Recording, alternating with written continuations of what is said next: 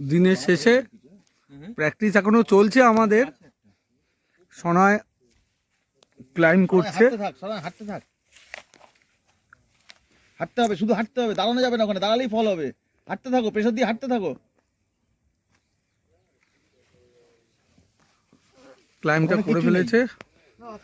এদিকে দীপু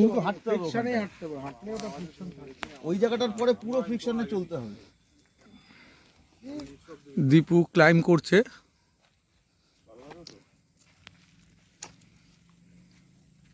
বাদিকে ট্রাভার্স করে যাবি, চল আছি, চল হাঁটতে থাক।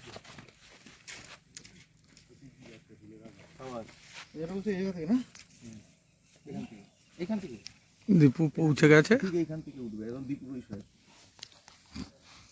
দম নিন, হা হা করছে।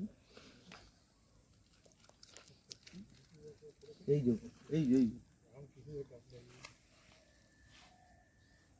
একটু উপরে নাম দিকে সনয় আচ্ছা,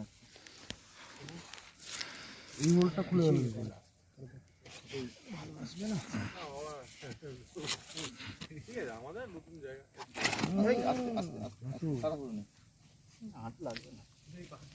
সনয় ট্রাই করছে।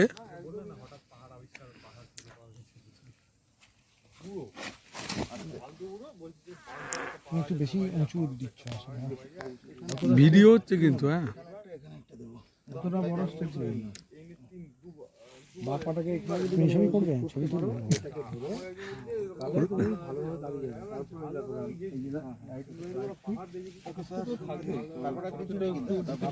আবার ফ্রিকশনে হাঁটতে হবে, ফ্রিকশন থাকবে। হোল্ড মানে তুমি ফার্ম হোল্ড না, বেশিক্ষণ রাখা যাবে না। ডান পাটা তুলবে কোথায়? এখন তো ট্রেনও একটু ডান দিকে সরে যাও না, একটু ডান দিকে সরে যাও। এবার চলো ওঠো, পা উপরে তোলো। ডান পায়ের উপরে বাবাটা তোলো দেখি।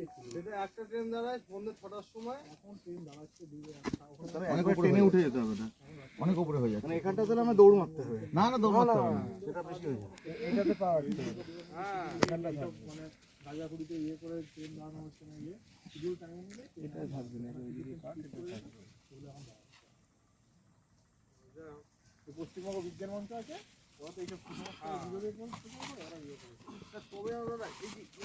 বাঁহাতের জায়গাটায় বাপাটা এবার হাঁটতে থাকো, সনয় ক্লাইম্বটা করে ফেললো। হাঁটতে থাকো, এটা প্রমাণ করছে কি করে নেই, হ্যান্ডেল কিছু নেই। এএসআই হচ্ছে হাঁটতে থাকো। একটা ছোট মোটো নাম আছে, মানে এই দুটো জিনিসের নাম আছে। ASI full form